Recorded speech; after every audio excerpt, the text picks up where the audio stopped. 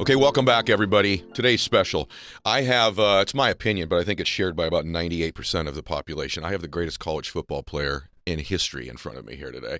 He was also a first-round draft pick in the NFL. He also played professional baseball. He's also a TV icon now, and he's a great force for good and force for God in the world, and it's somebody that I've admired from a distance for many, many years, and so many of you have asked me, can we please listen in on a conversation with you and this man, and so we're going to do it today. Please share it because this is going to be epic. Tim Tebow, welcome to the show, brother. Oh, thank you so much. Thank you for having me. We have so many friends in common, and we passed so many times, and so it's just great to be here and heard so many amazing things from all of our mutual friends. And I think it's really cool, and it's quite an honor when so many people talk about you the way that they do. Oh, wow. And thank you. And so many people that I respect too. And that's pretty special because they don't just talk about you as a friend. They talk about you as someone that's influenced their life. Wow. And that's really cool. Thank you, brother. Well, that really makes me feel wonderful to hear you say that, and makes me emotional to hear that, because that's what, you do in life. You want to help other people. And I've just watched you do this on this platform you've had and handled it so elegantly over the years. And in the beginning, as such a young man, I just admired the grace in which you handled really the pressure of being Tim Tebow all these years. And I have a theory about you. I bet you no one's ever asked you a few of these things. I want to hear it. Well, I'll tell you after I have you share the story. I want you to tell my audience your mom's pregnancy story with you and your birth story, because I believe that there's it's connected to the person you've become, and I'll share with you what it is in a minute. So they most probably would not know this. So about your mom's pregnancy with you. So my parents were and still are missionaries to the Philippines and Southeast Asia, and we were my mom and dad were living in the Philippines with my four older siblings, and my dad was preaching in a very remote village, and as he was waiting to preach, he began to weep uncontrollably. For all the babies that were never given a chance around the world. And God put it on his heart that he needs to have another baby, and actually by name Timothy, which means honoring God. And so he finishes preaching that night, travels back to where the family was, and he told my mom, he said, we need to try to have another baby. God put it on my heart. And she's like, well, God didn't put it on my heart, We already have four. I got four of these. And she started praying about it. Not long after, God really put it on her heart. Not long after, she became pregnant, or at least they thought she was pregnant, and then they thought it was just a tumor. And so actually my first nickname was actually Timmy the Tumor. So try getting rid of that one, Gosh. And then they realized after a little while it wasn't a tumor, but then there was all these issues for the entire 9 months. Over and over and over issues of amoeba dysentery that she had, and the placenta wasn't properly attached, and all of this. And so the doctor, and they told my mom that she needed to have an abortion the whole time pretty much, or it would cost her life and my life. And the doctor that helped her give birth had done it for over 35 years and was an expert at it. And when she gave birth to me, he just looked at her and said, I've been doing this for over 35 years, and I don't know how Timmy made it. It's the greatest miracle I've ever seen. And then that was the day I got to meet my mom, and I'm just so grateful that I can sit here and have a conversation with you because my mom's courage to give me a chance and trusting God, and I'm just truly grateful. Brother, it's remarkable. And my theory is that in life, this is why your new book's going to help so many people, which we'll talk about in a minute, but in life, that there's a story we tell ourselves about who we are. And we start picking up these stories when we're young. And we do everything in our life to be consistent with the story we're telling ourselves. If we're a victim, we live a life where we're consistent with that. If we think we're not smart or not beautiful or not important or not special, we begin to live a life consistent with the story we tell ourselves. And you had the blessing of an amazing family, obviously, that was so God-centered, but also that I've read where your father would tell you that you were a miracle. Yes, he would. And I really believe you started as a young man to live consistently with the story that you believed about yourself himself. And if you listen to Tim's life, the unbelievable amount of things he's accomplished and lives he's touched, I believe it's because that he's been living consistently with the story he believes about himself. Wow. Well, when I was young, my parents so many times would remind me, hey, you're a miracle, baby. God spared you for a reason, to have an impact, to do something special, to be able to help so many other people. And, God didn't create you and spare you by happenstance, by accident, but for a reason. And there is a plan and a purpose. And we use those words all the time.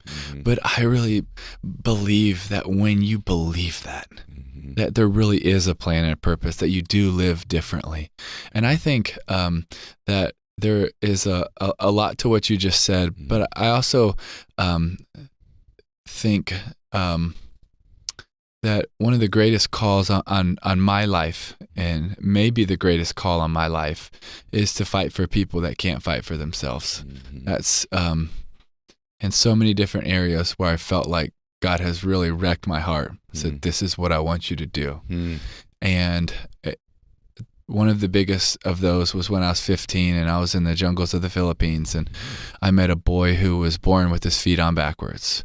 And because of that, his village viewed him as cursed, as less than, as insignificant, and he was a throwaway to his village. But I knew that day that he wasn't a throwaway to God, and God was putting on my heart that he better not be a throwaway to you. And so ever since that day, I probably haven't done it very well, but I've known that I was supposed to fight for boys and girls, men and women, hurting people all around the world that were viewed as less than. Because to God, nobody is. Nobody is. And I share that because I also think that ties to maybe in my subconscious somewhere that I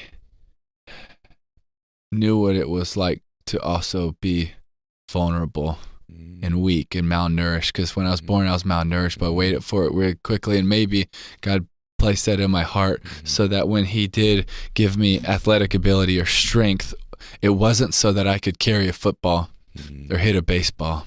It was so that you can lift him up first and foremost, but then hurting people that the world has put down, and you can lift them up.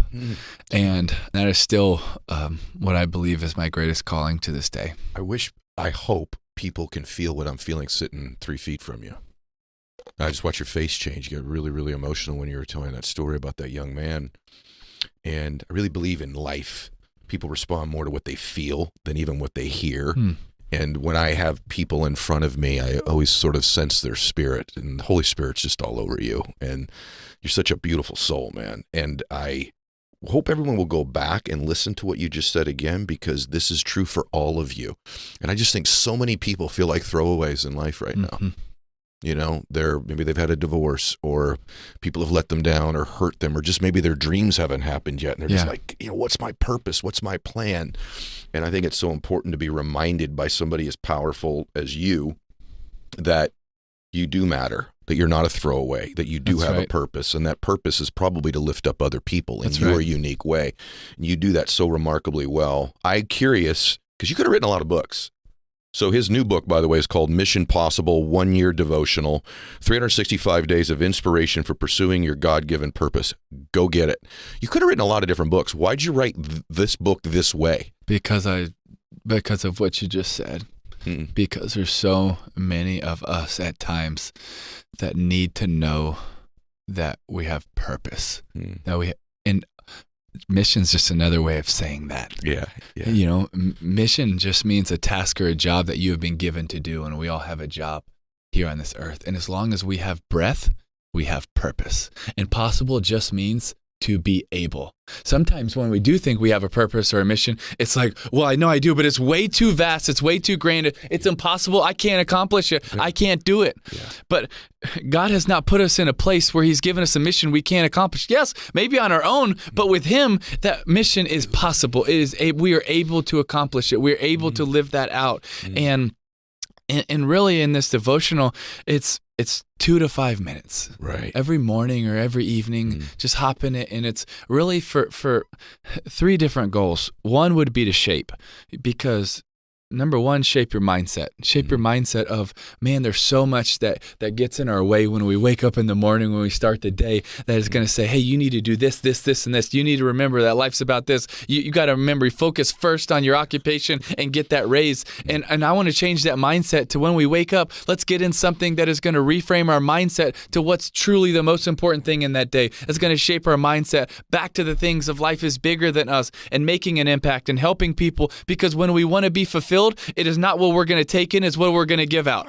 And that's just not even close, because you know how many conversations I've had and how many people that I've read about and seen that have reached the pinnacle of what they wanted to do in their occupation, and how many conversations we've had in the middle of the night where they said, man, I just thought it was going to mean more. Yes. I just thought it was going to mean more. Yes. I thought when I signed that contract, I thought when I got that promotion, I thought when I got to this, then I was going to be fulfilled. Yes. And so I just want to encourage people, all of us, myself included, because I've been in those places where I thought, man, that's what I need. And when I get that, that'll be it. Yeah. And even you've had absolutely. It. Yeah. And so to reshape on what matters, and then to be able to challenge, to challenge us to get uncomfortable. Yeah. To challenge us in this day when you know, the world is telling us that it needs to be about praise, promotion, platform, that we remember those things aren't necessarily wrong, but when they're everything, then they're going to mean nothing. Yeah. And then the third goal really was to encourage. And encouragement just means to give support, confidence, or hope to. And right now, all of us need support, confidence, and hope. So true. We really do. Yeah. We need those things. And so, man, in the morning, if I could just maybe write something that people could say, you know what? I know it's not perfect. I know maybe I'm not where I want to be, but man, this is encouraging. This helped me. This reframed a few of my thoughts today. Yeah. This challenged me to say, okay, you know what? Today, I am going to be willing to get uncomfortable. I am going to go talk to that guy I've never talked to. Yeah. I'm going to go talk to that girl I've never. I am going to give a little bit more than I was willing to give. I am going to be a little bit more generous. I am going to be a little bit more courageous. I am going to step out of my comfort zone. And then all of a sudden, when we start to make those small steps and those small changes, we're like, wow, now I just put myself in a situation where I think, you know, God, you know, impact and influence, and God can show up in such a way, and God can show up in any way He wants because He's God. But I just don't hear many stories about, you know, us just sitting there watching Netflix and all of a sudden we're radically transformed. It's so you know? true, man. But man, when we step out of our comfort zone, when we all of a sudden, you know, the homeless guy at the light, we stop and we share with him and we give him something, we take him to go get some food, and all of a sudden his life isn't just different, our life is different. Yes. You know, and I see so true, God just showing up in those ways so much more. Amen. You know, and using, it's getting out of our comfort zone, being willing to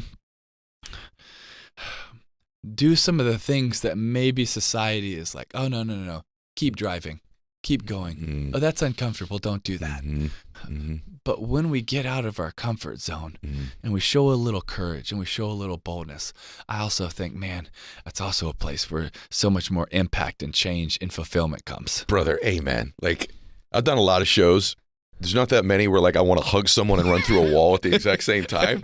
No, but you're right. There's this voice, there's a whisper that we have when we do see that homeless person or that friend of ours that we just, I should text them, I should call them. And we need to listen. That's courage in life. I've had people say, well, you know, someone like you or me, man, you're helping people on these.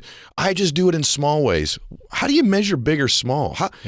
How is helping another human being feel the presence of God or have confidence or encouragement not a big thing? Yeah. How much bigger of a thing can you possibly do? That's right. And people ask me, they look at you like, I gave him a hug when he came in. I'm like, well, I've probably never felt smaller in my life. And, you know, so obviously you're disciplined, you have routines. People ask me about my morning routine, and it's changed over time. You know, sometimes I do a cold plunge, sometimes I work out. Cold plunge, by the You're way. cold plunge too? Yes, absolutely. Yeah, I do all of that stuff. I've rotated it. But part of my routine that has not wavered or changed is my morning prayer time. And for me, and by the way, my morning prayer is like I do it on my knees because it just reminds me of how small I really am. But that I think I almost do it selfishly from the standpoint that it gives me courage, that connection. It reminds me, everybody, I want you to hear this. No matter what your faith is, Tim and I are both Christians, but just set aside what type of faith you have just for 1 second, or that you don't have any faith yet and you're thinking about finding faith, finding Jesus in your life. For me, it's a reminder I'm not alone in everything I do from the minute that I get up, that I'm never alone. And that never aloneness gives me confidence and courage because I know I don't have the perfect words all the time. Right. I don't know what to say. I may not be, I'm not a psychologist. I may not be prepared, but I'm never alone when I'm helping other people. And when you feel helpless in your life, get helpful. Yes. And it'll change everything for you. I totally agree. I think one of the biggest ways to get out of a slump, out of a pity party, is to get out of your comfort zone and help someone else. I have an agreement with one of my friends that when something bad would happen to me, that I wasn't going to do anything before I served. Wow. And I would get cut from a team. There would be something disappointing. There would be a whatever. It doesn't matter where I'm at. We would meet and we would go serve. No way. No one needs to see, no one needs to know, but we would just serve.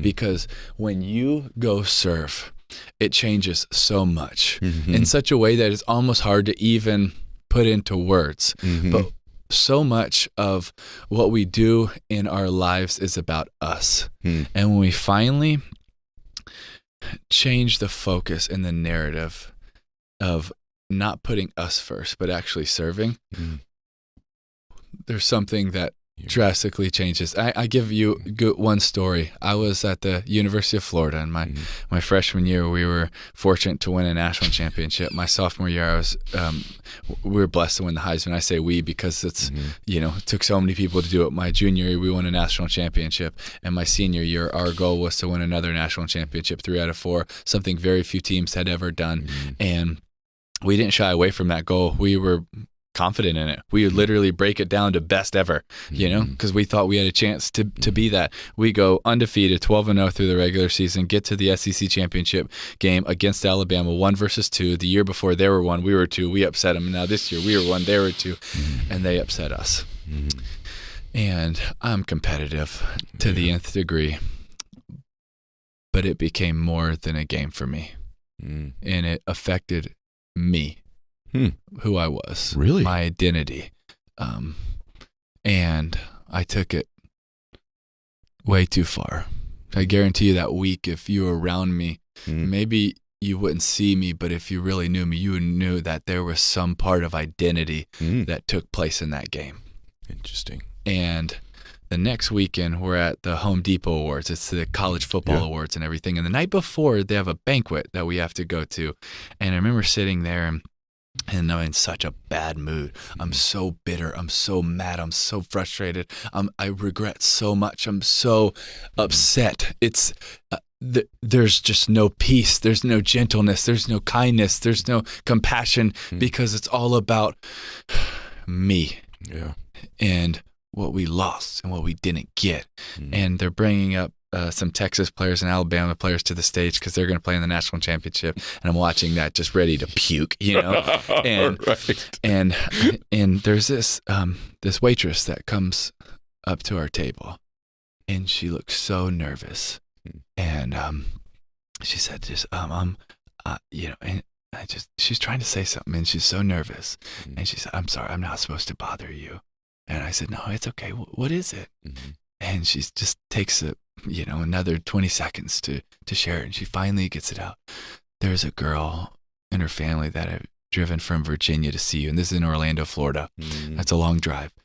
And she has, she didn't know how to say it. Some things she's fighting. And would you want to see her? And I'm like, of course. So I stand up and I start walking to the back of the room. I guess they're not supposed to let in guests and everything, and it's kind of a private deal. But so I think she is nervous. She's going to get in trouble, but I'm so grateful that she had the courage to tell me because it changed my life. They open the doors, and in comes walking this young girl named Kelly Fawnin, who has had brain tumors and tremors, and she's overcome more in her life than I would could ever possibly overcome. She is such an inspiration to me and so many people. And Kelly, it's really hard for her to walk and take the next step. But she is so excited to see me, and she is trying to take the next step and get closer to me as I'm walking towards her. She's walking towards me, and she almost falls on every step, because her weight gets too far forward, and she's trying to, and finally she gets to me, and her arms are open wide, and she just wraps me up and gives me this amazing hug and squeezes me, and no one said anything yet, and I'm just hugging her and squeezing her for probably a minute or so, and then without saying anything, she starts crying. And then I start crying, and her parents were right there, and my parents were right here, and all of them are crying. And then I step back and we start talking. I get to meet Kelly, and I get to hear about her story, and I get to hear about what she's gone through and what she's been through, and the courageous young woman that she is. And I just felt it on my spirit to ask her to be my date the next night for the red carpet and the awards ceremony. And thankfully she said yes. And so the next morning, my uncle took her out with her parents and her sister to get her a dress so she could be the belle of the ball. And then all of us went to dinner that next night before the red carpet and the awards ceremony. And I mean, and we're dying. We're laughing. We're having the most fun at dinner. We're enjoying the whole thing. It was amazing. And then we go into the red carpet, and we're walking down the red carpet, and the crowd's going crazy for her, and they're cheering for her and all of this. And she just looks so happy, so joy-filled, so beautiful as we walk down the red carpet. And then we go into our seats, and I guess sitting literally like row 1, seat A, and she's like right beside me, and her family's near us, and my family's right behind me, and I was up for quite a few awards that year, and maybe 6, something like that. I can't remember exactly, but something like that. And man, I'll tell you what, the night was amazing. Gosh, it was so awesome. And then the award show starts, and the first award that I'm up for, and I lose. And I'm like, it's okay. It's not about that. It's about Kelly. The second award starts, and I lose. It's okay. It's about Kelly. Third award, and I lose. All right, it stings a little bit, getting a little irritated. Fourth award, lose. Fifth award, lose. And now all of those emotions and selfishness and bitterness and everything that was about me is coming back. And it's flooding me. And then as they're getting ready to announce the 6th award, and as I'm sitting here, I can't even tell you what it's for. Right. But at the moment, you'd have thought, this is everything. It's huge. And before they announce it, my mom sitting behind me leans forward, and she whispers in my ear, Timmy, you already won tonight. You just don't get your award till heaven. Oh, bro. What is she talking about? She's not talking about this college football award. She's talking about what mattered in the moment. Yeah. What mattered in the moment was Kelly and her family. And you see, what was happening was when I was at the banquet the night before, and that whole week, everything was about me. It was about me. It was about me. It was about me. And then I met Kelly, and it changed because I was inspired by her. And so I stopped focusing on myself for 1 minute, and I started thinking about her. And you know what happened? I finally refound joy and peace and happiness, but happiness isn't the right word. Joy is more of the right word. Yeah. And that was there until it started to become about me again. Went right back into it until I was reminded. And that's, one of the things I think is so important is we have to remind ourselves over and over and over again what matters. Yeah. What are the things that we believe? What do we hold fast to? What are our convictions? What are our non-negotiables? Yeah. We have to remember, and we have to meditate on those things to remind us, because if not, other things are going to fill our brain, fill our heart, and they're going to start to creep in. Not all together, but to creep creep in. Oh, no. You need to put yourself first. Oh, no. You shouldn't be happy if you don't win. Yeah. No, it's about you. Yep. It is about you. And all these things are going to creep in over because that's what society tells us. So true, man. It's about you. And if it's it's not about you, then you need to be like this other person's because you need to be more like them. Mm-hmm. They have more followers and you need to be like their highlight reel on their Instagram, on their social media. And it's just constantly saying either you need to be more, it needs to be about you, or you need to be more like them. And I'm just so grateful for Kelly that day. And by the way, we're still close friends, and she has raised hundreds of thousands for the foundation. And she's a mama bear to so many other kids, and she makes such an impact. And she's so incredible. But I'm just so grateful that she reminded me on that day what really matters. And going back to what I was just saying about remembering is, I think there's a reason why. In Deuteronomy, Moses 22 times says to the Israelites, remember or do not forget. Mm-hmm. Wouldn't you could imagine if God had rescued you and parted the sea, and you would never have to say, Timmy, remember what happened. Right. But instantly, they started focusing on a lot of other things and forgot the goodness of God. Gosh, man. And so Moses reminded them, we need to be reminded over and over and over and over again. And we need to go back and we need to remember what matters, our non-negotiables, our convictions, all the amazing things that God has done in our life. And we need to focus on those things. And so, when we get out of bed and we focus on those things, then we reframe our mind. We go back to what matters. True. We go back to what's important. We're encouraged by good things. And now we go get ready to head out to life. Brother, that is one of the great stories. Like it kind of reads like a movie script. Let's be real, right? Like even the people in the studio over there are like nodding. Like that is one of the great. It's not easy to give me goosebumps. Like it just isn't, right? I got like goosies everywhere because it's exactly true. I think what a lot of people think, by the way, and I've thought this, when I ever say a lot of people when you're listening to the show, I mean like I also am a lot of people, right? But I used to think when things weren't good in my life, what you just said sounds really good. And once I get my own life together, I'm going to really start serving other people. Yeah. When I can get my head above water, when I stop drowning, then I'll do it. And what I have found in my life is that you're going to take you with you when you get to these next destinations. And if you can't find a way to find joy and bliss and what you talk about in the book, a great deal, gratitude. Yeah. In the moments of your life where it's difficult. In other words, if your bliss, if your service, if your love, if your faith is conditional on everything being dialed in your life right now, you're going to have very few moments of bliss and joy in your life. And it's actually not real. And so the hard thing to do in life, when I was the most broke and my water was turned off and friends were abandoning me, was to find things to be grateful for in those moments, which is why I love your book. Because it's just a reminder on a daily basis to find the small things in life that we're grateful for.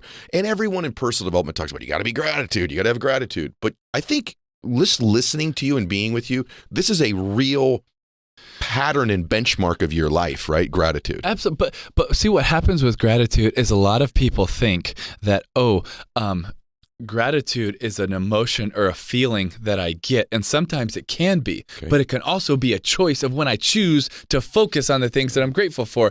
And the University of Miami did a study, and I don't remember necessarily every part of the study, but a main part of the study was in one of the control groups that they had to write down one thing every day that they were grateful for, and I think for 10 weeks. And then they had some of the other control groups write down other things. But the point of it was that group that for 10 weeks wrote down one thing every day. And you think, well, that's so easy. Yeah. Well, I can write down one thing every day for 10. That's not a lot. At the end of the study, that group had a biological, chemical reaction for the better. Literally, their health improved. Their mindset improved. They were better off because for 10 weeks, they wrote down one thing they were grateful for. Right? There's something to choosing gratefulness. It's so true. Not just feeling grateful, choosing it. Because sometimes we don't feel like it. But I'm so grateful we don't have to live always by our feelings, because feelings are really fickle. And they come and go. Man, do you know how many days, when the alarm goes off at 5, you're like, I don't want to wake up. I don't want to go do this. But we don't have to live by our emotions. We get to choose our convictions of what we believe, of what we want to live for, of what we want to stand for. And that doesn't mean we're perfect with it. We screw up all the time with it. But if you live by your emotions, then your life will be a roller coaster. Gosh, that's so true. Yeah. It will be a roller coaster. You're going to have some awesome days. Man, I feel like it. I feel grateful. But then you're going to have other days where you don't feel like it. Yep. And in those moments, what do we go back to? Can we still write down what we're grateful for? So good, dude. Can we reframe our mindset? Yeah. Can we find encouragement? Yeah. Can we remember all of those things? Yeah. And Tim, are you listening to you? I don't know. Sometimes I do the show, it becomes out of body for me every once in a while. I'm like, I'm so proud of this guy right now. And it's not about you. It's just like, I do this show because I love humans and I want joy and the love and the techniques and the strategies and all that in life too. But no one has ever sat there, ever, or all the shows I used to film in my house and said that gratitude is not just an emotion. It's actually a conscious choice. Yes. It's also part of my book I read about the matrix of our life, like the filter that we see life through. And that story you're telling yourself alters this filter. And if that filter is to find the things that worry you, that give you anxiety, that give you fear, that give you depression, that give you anger, you will find them on a daily basis because they're there. Yes. But if your filter is to choose to find gratitude daily, to see that, you will then begin to see those things that have always been there before. Isn't that really about perspective, what you're saying? 1,000,000%. I can give you an example too. You're gonna love this. My mother-in-law, Patricia, is the most godly woman ever. She sees the Lord everywhere. You know, like your mom might be like, no matter what, she sees the Lord. And I used to, when I was young, I've known her since I was 14. I used to kind of laugh about it, like, gosh, geez, she's so Pollyanna. Like, my gosh, like she doesn't work in the real world. Like if she was in the real world, she'd know there's stuff and things and stress and worry. And the older I've gotten, like we'll walk outside, literally, Timmy, like outside Tim, and she'll go, the wind will blow in her face. Thank you, Jesus. And she'll just feel, she's constantly, her matrix, her filter is to find, it's not even just gratitude. To be honest with you, my mother-in-law is looking for the Lord everywhere. Yeah. And she sees it everywhere. And you know what? She hasn't aged. Yeah. My mother-in-law is almost 80 years old. She looks 40. And I think one of the things you just said is her biochemistry's changed. Her health is better. She's just a remarkable person based on her perspective. And now I want to go to perspective because one of the great moments of all sports for me ever, let me tell you when it was, okay? Because I also think in life, it's not just the story we tell ourselves, but it's how we respond when adversity comes our way. Mm-hmm. So my favorite was back in 2008, and there's this football team that loses 31-30. I think it was it Ole Miss or who was it? It was Ole Miss. Ole Miss. So, your face just changed again, right? And this young man who has no business being this wise or this strong or this humble or this courageous at a young man. I mean, people forget when you're watching these college athletes because they run and look like grown men. These are still very young people. And I knew who you were, but he's another player. He talks about God. That's great. Then I watched this press conference. I saw it live. And let me tell you what happens. This young man, we'll probably play it on the YouTube or the audio here on the audio. But this young man gets up and says, and he's down. You look at his face in this video. He's down. He says, to the fans and everybody in Gator Nation, I'm sorry. Extremely sorry. We were hoping for an undefeated season. That was my goal. Something Florida's never done here. But I promise you one thing. A lot of good will come out of this.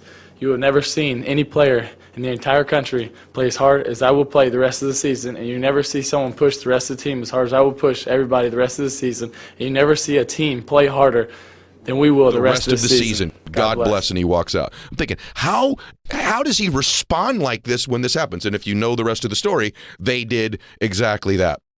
Don't you think part of life is how you respond in the times when adversity hits like that? Absolutely. And has that been a benchmark for you, like throughout your life, and the advice you'd give to people who are facing adversity and challenges right now?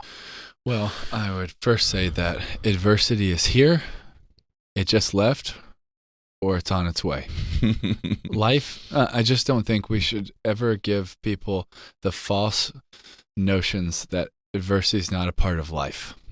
It is. It's a part of life. I think it's important because we're talking about gratitude and all this stuff. Right. But this you other can still thing, be grateful even in the midst of it, not when it's perfect, because it's never going to be perfect. We can be grateful even in the hard times, and I think for me in that moment, I felt such a weight, a burden, and a responsibility. Because I missed the mark. I did. As a leader, as the quarterback, as a part of Gator Nation, I bleed orange and blue. So it wasn't just as a player. It was my grandfather's dream for him to see Florida win an SEC championship. And he died before that happened. I didn't know that. Yeah, it was part of life. And so I had dreamed about this since I was a boy, and Florida's never had an undefeated season. So for about an hour, I was waiting for the press conference, and I was sitting there, and Coach Meyer was sitting beside me, and I'd keep getting emotional because it meant that much to me. And then as I go to do the press conference, my parents are walking down in, so I get emotional again, and I have to cool down again, and so then I go in and I answer all the questions, and then I wanted to say something. I didn't have to. I didn't need to, but I felt like I was supposed to. And there's a difference. And the first thing that I wanted to say, because I believe when you do something wrong, the first thing you should do is apologize, and not just say, "Oh, I apologize." That's not an apology. Apologize is to say, "I am sorry." And so I wanted to apologize first and foremost, and I did it twice to say I'm sorry, because when you feel like you did something wrong, you need to apologize, and that's the first thing I wanted to do.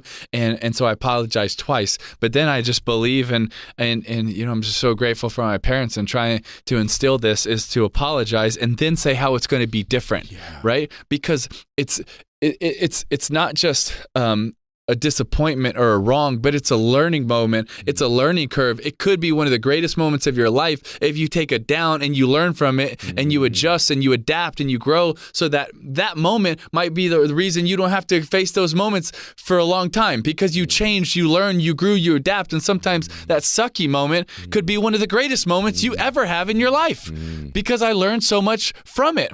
Or I could sit in, and so I wanted to apologize, and then I wanted to say, and it was funny, is people will sometimes quote, and they'll be like, "Oh, you promised y'all were going to win the national championship." I was like, I never said that. Say that. I can't make a promise that I don't know if it'll come true. And so I promised something I believed I could control, was that I was going to be the hardest working player, because I believed I could control that, that everything I could do, and that our team, because I believed how our team would respond. Let me ask you about that. I wanted to ask you this. You're in unbelievable shape.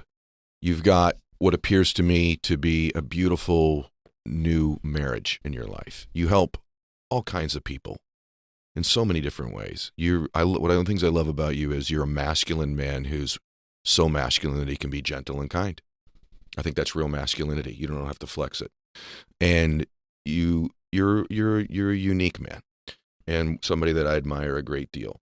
And I'm curious for you, and I really, really want to know this. Hard work. People use that term. You talk about it in the devotional too. Hard work. What does that look like, Tim? Like when you're talking about, I'm going to work, like you said, there's a young man, but then you did it when you got to the NFL, and you've done it when you went to play baseball, and then you did it when you're now in broadcasting. I guarantee you prepare like nobody prepares. What does the top of the top work look like? In other words, you know what I mean? People go, I'm a hard worker in the gym. I work hard. Is your hard work compared against the best possible version of you? Do you measure it against other teammates? Is it to the point of failure? What is hard work? In sports, you would definitely measure it up against other people, because that can sometimes drive you. One of the things that I find fascinating is when you grow up, so many people, coaches, teachers, all sorts of people, they will say, "Hey, it's so important to be a hard worker, to work hard." And I kind of sit back and want to say, why? Why is that important? Why is it important to be a hard worker? Yeah. And I think when you tell kids to work hard and there's no why behind it, it seems half-baked. You're right. And so I don't like to tell kids to work hard. Okay. As a matter of fact, I very rarely tell them to work hard, but I say, when you do find that thing in your life that you care so much about, you will be willing to work hard. And so are you going to find that thing in your life that you are, because I don't think that I was I wouldn't say that I was necessarily a hard worker. I would say that for so much of my life in sports.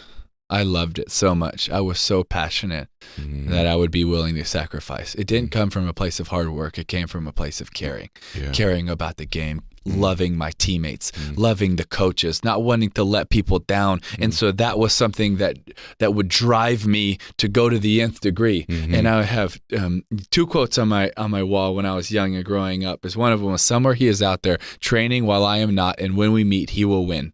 And so it wasn't the thought of I want to go work hard. It was a thought of I want to be my best. And I know somewhere he's waking up in the middle of the night and he's training. So you know what? I better wake up in the middle of the night too. And actually, I first saw that when I was a young boy and Mike Krzyzewski came on TV, and then it showed kids all around the world shooting free throws. And I couldn't get it all down. And so my mom was like, "Okay, you need to go to sleep." And I said, "No, Mom, can I please see this commercial one more time?" And she sat up with me, waited till the commercial played again, and I couldn't get it all down. And she got the whole thing down, and we put it on the wall. And so I'd get up and I would look at that. Somewhere he is out there training while I am not. He's training for my scholarship. He's training for the championship. He's training for the trophy. He's training for the moment. He's training for all of that while I am not. And when we meet, because of those choices, he will win. I can't get up in the middle of the night because I want to have a work ethic, but I can get up in the middle of the night because I have a conviction that I want to be my best because I have one life. I have one opportunity. I have one chance. That can get me up at night. Not because, man, I want to be so disciplined to be a hard worker. That's just, it's so, very good. There's no weight behind it. Yeah. But if you think in your life, you have one chance to be your best, and every single one of us has that same chance.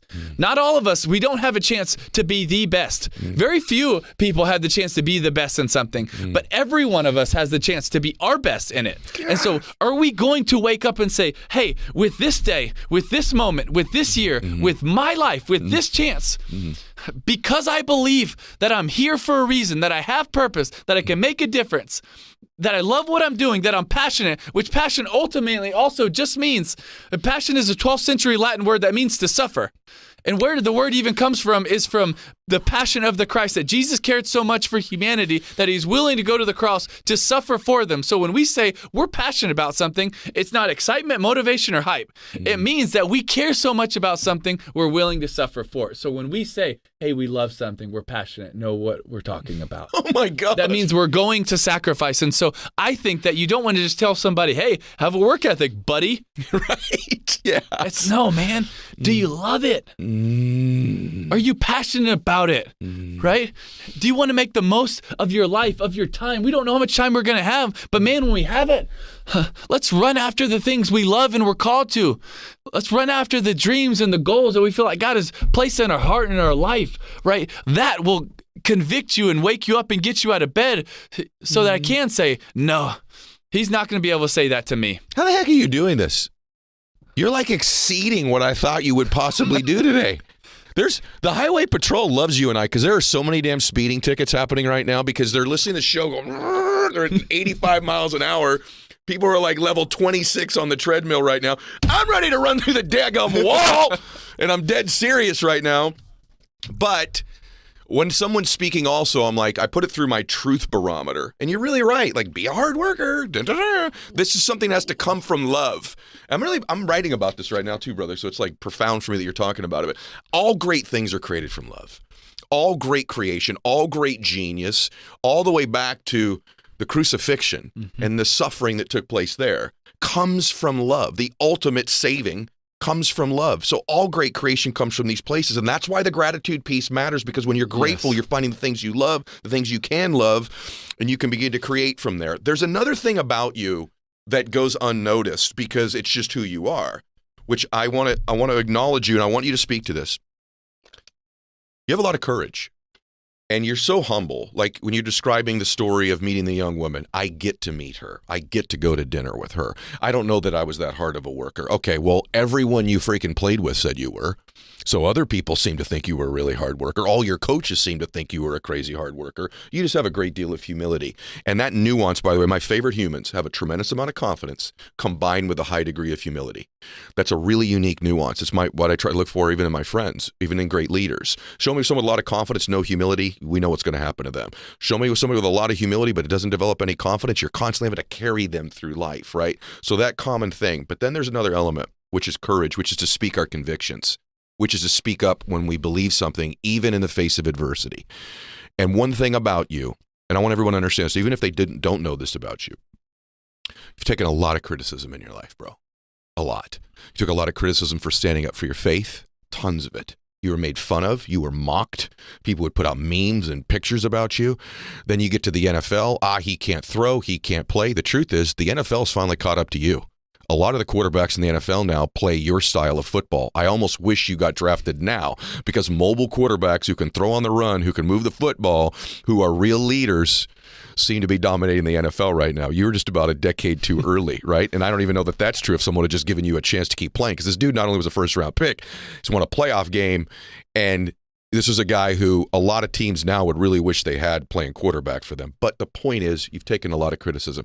Then you have the courage, I'm going to go play baseball. Oh, Tim Tebow's a baseball player now, right? You could have really fallen on your face. No, he actually worked himself into a position where this dude became an actual prospect to go play in the big leagues. But you've been willing to take criticism for your convictions, your beliefs, and your dreams. Most people aren't. So I want you to speak to that, about why you were willing to do it and how important it is in life. Well, thank you for that. There's a lot to that. And I think I would start by going back to perspective of what we were talking about a minute ago. And I'll use the word boldness. And the definition of that, coming from the Greek, would be to put it all on the line, to do what is necessary. And I've even along the way won some awards for being bold. And I would say that when people say, oh, you were bold for your faith or courageous, and I would say, no, I wasn't. Maybe compared to a few, but to compare to my heroes, no. One of the reasons, like, my dad is such a massive hero of mine is because he did it in places where they said, if you tell people about the love of your God, we'll kill you. And he still did. And for heroes of mine that are all over the world helping people and their life is on the line, that's the definition. You put it all on the line to do what is necessary. I've never had to do that. I've never had to do that. Yes, there's criticism, but when you regain that perspective, what lens you're seeing out of, no, man, my life wasn't on the line. I mean, maybe to some people because it was public that, wow, it's a big deal, but ultimately, and yeah, sometimes it felt like to me it'll sometimes affect you, and you're like, man. And I even remember when I was a freshman in college, and getting a little bit of more of that, and I remember going to my dad and being like, Dad, man, if so many people would just get to know me, Dad, they would like me. And he was like, you know what, Timmy, they would, because you're likable. But there's some people that don't want to even get to know you to like you. And I was also, at the same time, I was reading a book about Winston Churchill, that in a time in his life, the majority of the world didn't like him. And the Allies thought he's going to lose the war for his decisions. And if you weren't on the Allies, then you were his enemy. And so the majority of the world couldn't stand him. And he writes, if you have enemies, good. It means you stood for something at least once in your life. Oh, bro, that's so good. And I was just like, but I didn't understand it. I was like, how could it be good? Yeah. How could it be good to have enemies? Like, you know, and I want to make people like me. And I just, my personality at its core is I want people to like me. I want to be friends. And then I would kind of went through this, you know, process of trying to study. And I think, you know, God kind of impacting my heart, where I was like, man, although I really want people to like me, I kind of adjusted to, well, like is so superficial and fickle. You post something that they enjoy, they like it. you post something I might not understand or they might not agree with, and they instantly dislike you. So I kind of changed my framework to, instead of liking, and I would have to choose to do this. I didn't feel like doing this, but choose to do this, to go from liking to respecting. What if on all social media it wasn't about likes, it was about respect? Great point. Now, That's who good. clicks it? That's really And good. so it was like, okay, respect is a lot longer to earn, but it's going to last a lot longer as well. And so that was part of the framework. And then it was also, a verse that really impacted me was John 16:33, and it's Jesus in the upper room talking to his disciples, and he looks at them a time when they totally don't get it, a lot like me in my life. I just don't get it all. And he looks at them and says, "For in me you have peace. In the world you're going to have trials and tribulations, but take heart. I have overcome the world." So good, bro. And so it was in this framework of like, we're going to have trials and tribulations, and we're going to look all over for peace, but it only comes in one person, and it's the Prince of Peace. And we have a job to do, and that's to take heart. Another way to say that is to choose courage. Choose courage. And it's so fascinating that when you look at Scripture, everywhere that word is used, take heart, tharseo is the word. And in Jesus' public ministry, it's used 4 times. And every time it's hurting, confused people, he says, take heart. And then he performs a miracle. And in this one, it's when he goes to Calvary's cross. And it's like, we're just reminded that life's not going to be easy. There's going to be trials and tribulations, but we want to have peace that's found in a person, and we have to take heart. Why? Because we remember that he's overcome the world. And ultimately, he's putting in perspective that, wait a second, this isn't that big a deal. It might feel like a big deal. It might feel because when you pick this up, that's what people are saying. But ultimately, it's not a big deal because so many heroes are around the world that are under real persecution. Their life is on the line. And so going back to boldness, putting it all on the line to do what is necessary, they're doing it. I've never had to do it. And if it came to it, would I be willing to? I don't know. That's the truth, is the reality. I don't know. But there are heroes of the faith that are doing it all over. That's what courage and that's what boldness looks like. And I've never had to do that. And so I need to put in perspective of I don't know if I could or if I would. I hope if it came to that, I would. But man, I need to understand what it's about and put it into perspective. And wow, Tim. By the way, everybody, I just want to say one thing. He didn't know I was going to ask him any of this stuff. So when you're listening to this, like, it's the answers are this rolling off the tongue. This is obviously the Holy Spirit all over this man. But having said that to you all, like, he didn't know I was going to ask him any of these things. And I have to say, one thing that you did open up by saying was the people that are your heroes, though, show that boldness because they've got respect and standing to speak your convictions in moments that are difficult, or even being in a group of people where someone's gossiping and say, hey, I don't want to participate in this. That's being bold. That's standing for your convictions, standing for your faith, believing in your company or your product, believing in whatever it might be, getting up and saying as a young man that you're never going to see a team work this hard. These are standing up and being willing. So maybe you haven't done the things like your father. I agree with you. But I respect people in big way. I respect people. I watched something in a restaurant the other day where I didn't know it was happening, but the table's being rude to this server. And then I didn't hear it, and the manager of the place came by. And usually what would a manager do? Oh, I'm so sorry, she made a mistake. The manager said, hey, I don't want you speaking to the people that work in here that way. She's trying her best. She's new here. She's a good young woman. I believe in her. And then he brought the server back over to the table and said, I just want you to know you're doing a great job. I love you. I believe in you. I know you're trying your best. I thought, to your point, absolutely. I respect that That's man right. for standing up in that moment to help the helpless, to help those that were thrown away, felt thrown away, which is what they were doing to that person over there. So thank you for that. I got 2 more questions because we're going to run out of time. I don't know that I've ever done an interview. I'm being serious too. That's flown by this quickly. I agree. I was like, what? I know. Seriously, brother. Like, that's how you know. Like, I'm like, I would love to go so much longer, but I do have a couple more things. One of the things you've dealt with, and a lot of people are dealing with this, you've dealt with, and I'm talking about in the world, but in this world, the physical world, you've dealt with dreams ending. Yeah. There were dreams of yours. So you had an NFL dream and it ended. Probably you'd have liked it to go on a little bit longer. Before you wanted it to. Right. Yeah. Yeah. And then you had a baseball dream. Yeah. And it didn't quite go to the extent that you wanted it to. And I'm sure you've even had relationships that didn't work the way that you wanted to. And there's just a lot of people are like, my first dream, I had this beautiful relationship and they cheated and we're no longer married. Or I had this business, I started it or it didn't happen. Or, I wanted to get in this particular amount of shape and it hasn't happened. And my dream, my first dream, my second dream, my third dream hasn't happened. What advice would you give to somebody who's had a dream end like that? Yeah, really, really good question. Really hard question to answer too, but I would go maybe in a couple of ways. The first way I would say is when we're going through life, I think it's really important how we make decisions. And sometimes we make decisions because that's what we like or that's what we want or that's how we feel. And one of the ways that I try to make decisions is, what am I going to regret the least one day? And what am I going to regret the least? I don't want to live a life of regret. I would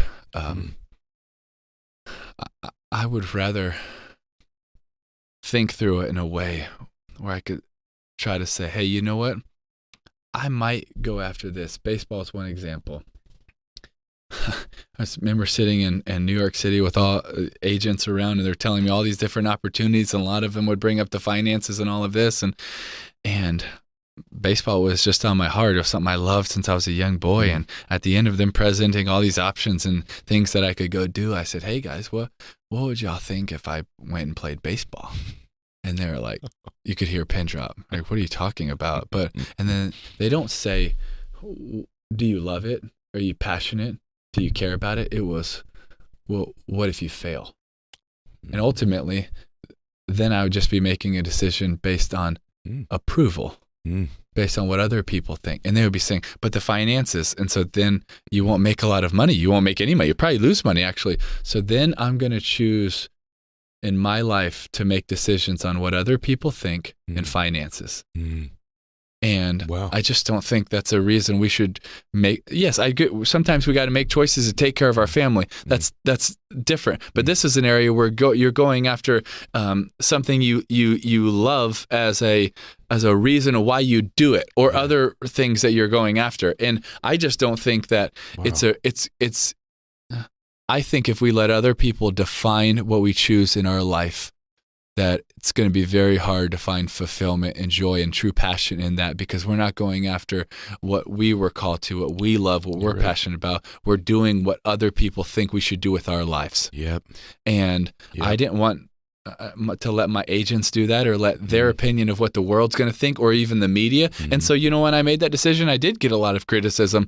And, one of my responses is, so you want me to go after things because you like it, or you're passionate, or you want to do it. I want to do what I feel like I love, and I'm passionate about it. And I got to go live that out and do that and pursue that and enjoy that moment. And I feel like if I didn't, then I would have lived with a lot more regret than actually going to do that. So good. And I just think that maybe if that could encourage someone, don't let other people make choices for you. Yeah, and also, what would you regret the least? Yeah. To go play baseball and it maybe didn't go as far as you wanted it to. All right, maybe there's a little bit of regret with that. But how much more regret would you have had in your 60s? So I said no. Yeah, I'll never try. And I never know. I never know if I could. How many times, especially talking to kids now, well, oh my gosh, what are people going to say? Or, oh my gosh, what if I don't make it? Or, oh my gosh, what if I fail? It's a possibility. You ever going to run for office? Oh, I don't know. Anybody ever ask you that? You must get asked that. Yeah. And I've always responded by saying, if I felt like that's where I could make the greatest impact, I would think about it. It's definitely not where I feel called now. I feel like the greatest impact is with our foundation and the impact we're trying to make around the world. But you know what? I'll never say no to if I feel like that's what I'm called to. I'm just sitting there watching. I wish we had more leaders like you in those spaces. That's the only reason I said it. I'm not suggesting you should or shouldn't do it. All right, I got a last question for you. I want to say first, thank you for today. Exceeded my expectations, and I had really big expectations for Thank today. you. Because I love people, and I want this time. I only do one a week, man. I do 52 of these a year. It really matters a lot to me that it makes an impact in people's lives. And I'm honored to sit in an hour like this where it makes me emotional. So I won't go any further. But I just know human beings' lives are being impacted around the world right now. And so I'm grateful for you. Thank you, man. Thank you. Last thing. When you talk about whatever you want here at the end, but you do talk about the importance of being intentional, especially in terms of faith and living an intentional life. I wonder what that means to you, what advice you would give people about living in a more intentional existence. That's a really deep question. I think so many times in life, we let society and Mondays get in the way. Monday gets here and we're just right back at this race, keeping up with the Joneses and letting everybody say what we're supposed to do and what we have to do. And I got to do all of these things. And it's like, well, if your convictions say that you need to go help people, have you ever taken a mission trip? Yes. If your convictions say that you need to do X, Y, and Z, have you done those things? Or have we constantly let things get in the way and it's like, oh, one day. Yep. And I just feel like there has been so many times in my life I've been way too much of a one-dayer. One day I'm going to do that. One day I'm going to get to that. One day, and it's like, I don't know how many days I'm going to have. So while I do have a day, I want to get after it because this is the day that the Lord has made. I will rejoice and be glad in it. And for the callings and the responsibility of my life, I have to go after and pursue them, or I'm saying, really, that's not as important on this day as what I'm doing. And gosh. And I don't want at the end of my life to be someone to look back and say, man, there were a lot of days where I just said, hey, one day I'll do that, but I never did it. And then ultimately I'm looking back at regret because I just let life get in the way. And I said they're my convictions, but they didn't impact me enough to live by them. And so that would be maybe how I'd answer trying to be intentional. You say you love people, but the greatest form of love is a choice. See, the Greeks had 4 different types of love, but the most admirable form of love was agape. And the best definition I've ever heard of agape is to choose people's best interests and act on their behalf. So when you love people, you say you love people, did we actually choose their best interests and act on their behalf?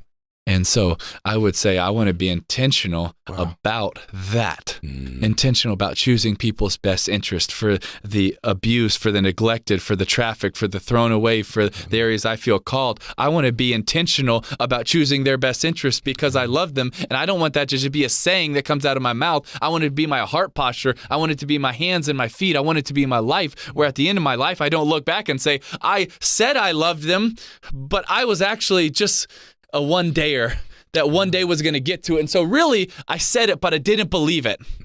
And there's been so many times in my life where I know I've just missed the mark, and I've let life get in the way, and I've let pursuit of things and so many other things get in the way, and I don't want to let those things get in the way. I know I'll continue to fall short and mess up, and so that's such a reason I'm so grateful for the grace of God that He picks us back up, and He doesn't judge us by, our scars, but by Jesus' scars. When we know Him and what He did by us is, that He sees us through His scars. And so we are made right with Him because of the blood of the cross. And so, but because I'm so grateful for that and thankful and want to live with humility of I have fallen short and messed up, but by the grace of God, I can get up and I can go show the world and help people with the days and the time that I have. So I don't end my days looking back saying, oh, what if? Why didn't I? Because I didn't actually love you. Because I didn't actually really love people. And, I don't want to finish my life saying that. I want to finish my life saying, you know what? I know I messed up so many times, but man, with the race that was set before me, I ran. And one day when I get to heaven, I don't want to get to heaven well rested. I want to get to heaven exhausted because millions of people around the world are starving, abused, beaten, neglected, thrown away. And for all of them, I want to get to them because I know that's a calling on my life. And if I don't accept that and run after it, then I'm either saying, God, I really didn't believe it, or I really didn't love them. Gosh. And so that's how I would just say that I want to be intentional. And it's Bro. And too many times I haven't been enough. Me too. But you inspire me to want to be more. Yeah, not a lot of times I've not had something to say when we're done. I mean it. There's a lot of goosebumps all over my body. There's some people in life that are motivational, and I appreciate that. There's other people that are so inspirational, and they speak in spirit. You definitely have a lot of that. You're motivational. You're inspirational. Rarely do I sit in the presence of people who are also aspirational people. And I see things in you that I aspire to be more like. And so you not only motivated people today, you were inspirational, but there's an aspirational nature to your life so far, brother. And I'm in it now. If there's anything I can ever do for you, to encourage you, to support you, to be there for you, I just want you to know I'm always that one phone call, one text message away. This was a truly remarkable hour, brother. And I'm so grateful for it. I want everybody to go get your book. I want to say it again because we just do this stuff. Mission Possible, 1-year devotional, 365 days of inspiration for pursuing your God-given purpose. You can go to timtebow.com and learn more about the Tim Tebow Foundation. And I just want you all listening to this today. Can you think of a human being you don't want to share this with? From a 5-year-old young man or woman who's going to build their life to an 85-year-old person who's on the back nine and wants to be inspired as well.